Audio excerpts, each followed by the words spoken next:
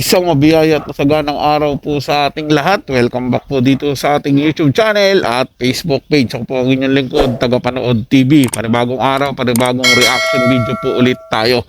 Ngayong araw pag-uusapan natin yung sinabi ni Tatay Digong Duterte doon sa kanilang campaign rally doon sa aking probinsya sa Cebu, na sinabi niya na si Bongbong Marcos ay papunta na doon sa pagiging diktador katulad nung kanyang ama, dahil sinabi din po ni Tatay Digong Duterte doon na pagdating na matapos na ang termino ni PBBM, magdideklara na ito ng martial law dahil ayaw bitawan yung kapangyarihan. Well, sa aking palagay naman mga tagapanood, may basihan yung sinasabi ni Tatay Digong Duterte. Kumbaga, ano lang to, dalawa lang to mga tagapanood.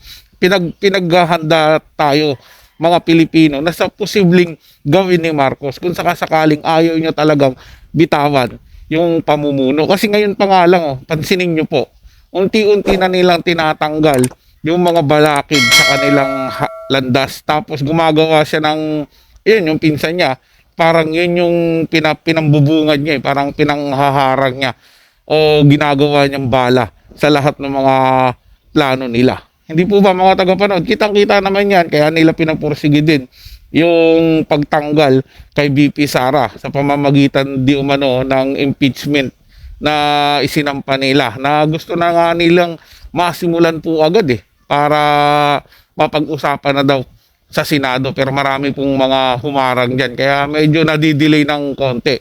At sigurado po ako mga tagapanood, kapag nanalo nga yung pambato ni Tatay Digong Duterte, lalo pong mahihirapan yung kampo ni PBBM para doon sa impeachment kay VP Sara. Well, simulan na po natin ang ating reaction video mga tagapanood. Sama-sama natin panoorin ang video na to at magkomento tayo para pag-usapan natin yan dyan sa ating comment section. Let's do this! Papunta na rin umano sa diktadura si Pangulong Ferdinand Bongbong Marcos Jr. Ito ang ilan sa naging pahayag ni dating Pangulong Rodrigo Duterte sa kanyang talumpati sa ginanap na Cebu People's Indignation Rally laban sa impeachment, korupsyon, opresyon, iligal na droga at kriminalidad noong Sabado. Ayon sa dating Pangulo, hindi na umano siya masusurpresa kung magdideklara rin ng martial law si Pangulong Ferdinand Bongbong Marcos Jr. Alam mo, si Mr. Marcos is veering towards a dictatorship. Mupusta ko sa inyo, dili na manaog pagkahuman sa iyang termino. Pariha na sa iyang tatay, magkagubot na punta. Because ang iyang buhaton, kung declare na po martial law, pareho sa iyang papa. So, pag martial law, why election? Sinabi rin ng dating Pangulo ang pagnanakaw umano ng Marcos family sa ginto ng bansa. Unang gikawat ni Marcos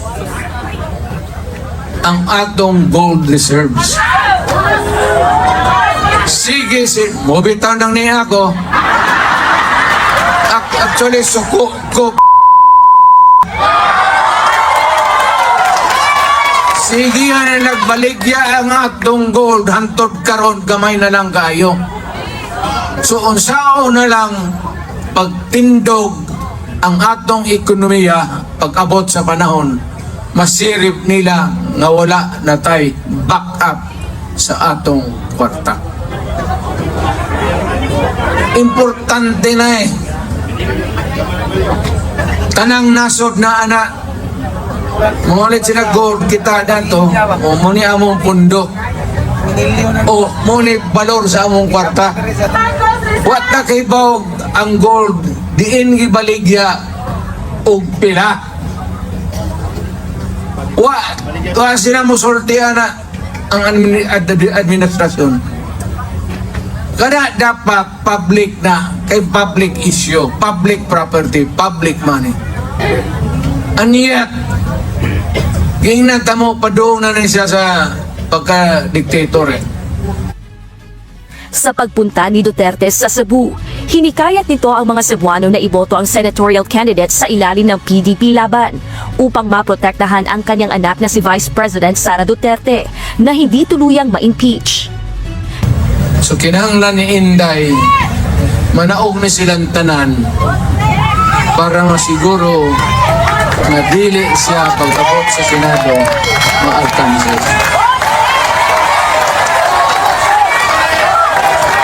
Ang kamo, padagpon ba ninyo na yung akong gihangyo sa inyo? Samantala, naglabas naman ng reaksyon ang Malacanang sa naging pahayag ni Duterte ng diktadura sa ilalim ng kasalukuyang administrasyon. Sa inilabas na pahayag ni Executive Secretary Lucas Bersamin, aniya baseless at ridiculous ang pahayag ng dating Pangulo. Aniya mananatili ang administrasyon sa pagsunod sa rule of law, pagrespeto sa karapatan ng bawat tao at paninindigan sa konstitusyon. Pagrespeto daw di umano mga tagapanood sa karapatang pantao. Pero yung kumakalaban sa kanilang mga vlogger na hinahayag yung frustration, hinahayag yung kanilang kamaliang ginagawa sa gobyerno, ay pilit nilang gustong patahimikin. Gusto nilang ipakulong dahil nga kumakalaban po sa kanila. Ganun ba yung pagrespeto sa karapatang pantao? Kung talagang nirerespeto nila yung karapatan ng mga tao, majority ang sigaw ng mga tao, magkaroon ng solusyon sa problema ng bansa, lalo na diyan sa patuloy na pagtaas ng bilihin. Panawagan din ng mga tao na patunayan ng presidente yung sinasabi na hindi siya gumagamit ng pinagbabawal na gamot. Yun po, magpa-DNA test siya o magpa-drug test po siya. Yun po yung panawagan ng tao para matuldukan na yung agam-agam sa pamumuno niya. Yun po yun mga tagapanood eh. At patungkol dun sa sinabi ni Tatay Digong Duterte, dun sa niya, Bisaya po yun mga tagapanood. Medyo naintindihan natin niya kasi taga Cebu rin po ako. Tagalogin po natin sa inyo. Kinasabi niya na pupusta daw po siya na kapag natapos yung termino ni PBBM, hindi to bababa sa pwesto at magdideklara ng martial law katulad nung ginawa nung tatay niya. Papunta na siya doon sa kung ano yung ginawa nung tatay niya mga tagapanood. Yun po yung ibig sabihin ni Tatay Digong Duterte. At nanawagan din po siya sa mga tao na iboto yung mga kandidatong ini-endorso niya para naman maprotektahan daw po si Inday Sara at hindi matuluyang ma-impeach. Kasi naniniwala po si Tatay Digong Duterte na kapag nanalo tong mga kasamahan niya, ito yung mga pipigil para hindi matuloy yung impeachment. Kasi yung impeachment na yan mga tagapanood, niluluto na lang po nila yan eh.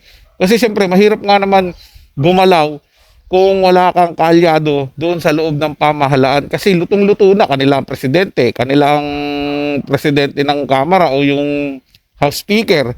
Hindi po ba mga tagapanood, kaya lalo silang mapag-iinitan. Pero para sa akin, mga tagapanood, ako'y naniniwala dito sa babala. Ito'y babala po ng ating dating Pangulong Digong Duterte. Babala po sa atin na maging vigilante tayo at tingnan natin kung ano yung nangyayari sa ating gobyerno. Kasi nga, kung sakasakali nga na hindi talaga nila maalis sa kanilang landas, yung mga kumakalaban sa kanila, gagawin po nila yung sinasabi talagang martial law. Palalabasin nila na magulo ang ating bansa kasi siyempre may contact yan sila sa mga kaliwang grupo.